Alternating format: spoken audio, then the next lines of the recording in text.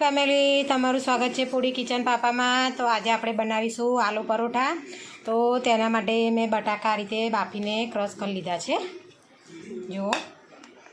તો હવે તેમાં આપણે મસાલા કરીશું। તો સૌથી પહેલાં તેમાં ખાંડ નાખીશું, આપણે ગરમ મસાલો નાખીશું, લસણ નાખીશું, લીલા મરચાં નાખીશું। લીલા મરચાં આપણે થોડા પહેલાં એડ કરીશું, કારણ કે મસાલા આપણે એડ કરીશું તેમાં તો તીખું વધારે થોડું નાખી જાય તેટલા માટે। હવે તેમાં થોડો અથાણાનો મસાલો એડ કરીશું, થોડા લીંબુના ફૂલ નાખીશું, વ્હાઈટ તલ નાખીશું, વરિયાળી નાખીશું, થોડી હળદર નાખીશું, આ રીતે થોડું આપણે કાશ્મીરી લાલ મરચું એડ કરીશું, આ રીતે સ્વાદ પ્રમાણે મીઠું નાખીશું,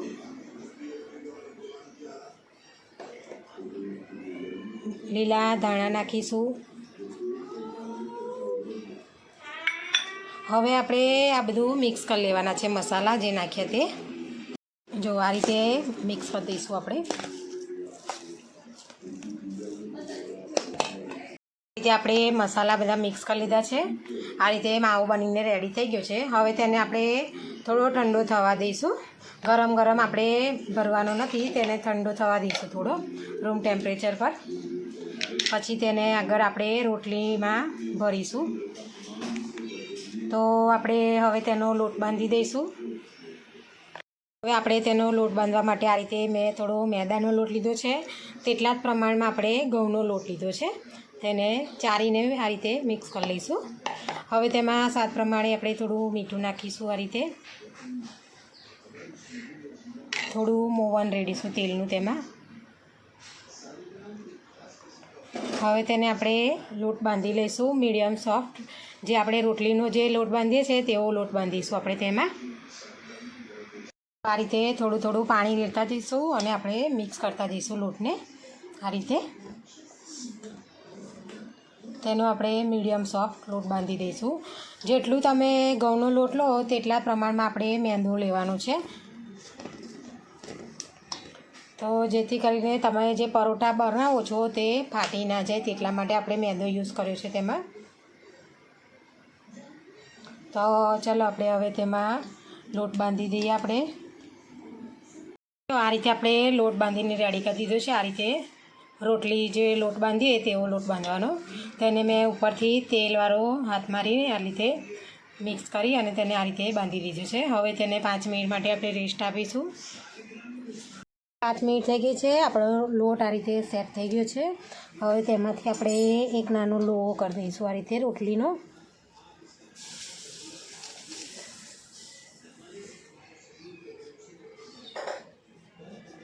જો આ રીતે માવો પણ આપણો ઠંડો થઈ ગયો છે। હવે તેને આપણે વણી લેવાનું છે।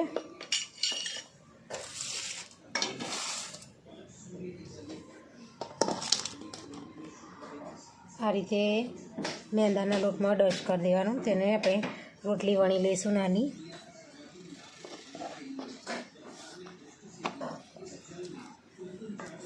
આ રીતે આપણે રોટલી વણી લીધી છે।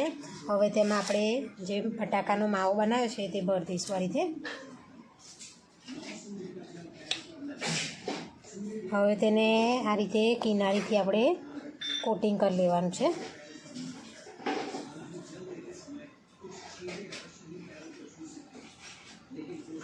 આ રીતે જો। હવે તેને આપણે લોટમાં ડસ્ટ કરી લઈશું, આ રીતે। હવે તેને આપણે પરોઠું વણી લઈશું।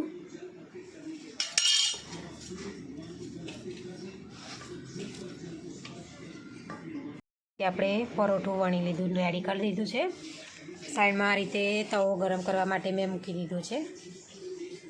તવો આપણે થોડું મીડિયમ ગરમ થાય તે ચેક કરી લેવાનું, આ રીતે। તવો હજુ થયો નથી, થોડો ગરમ થાય એટલે આપણે પરોઠું તેમાં નાખીશું।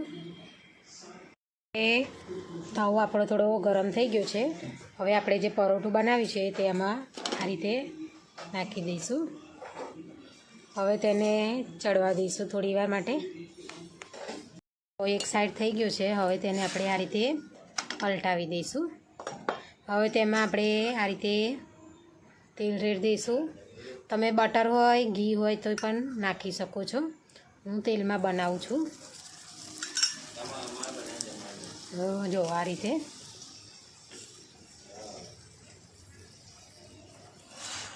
હવે તેને બીજી સાઈડે આપણે ચેન્જ કરી લઈશું આ રીતે.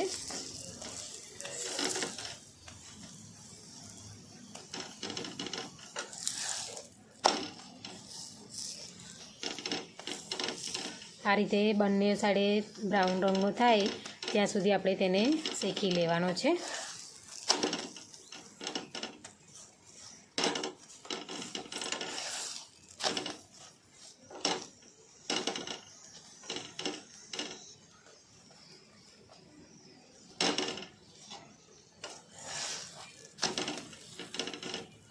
જો આ રીતે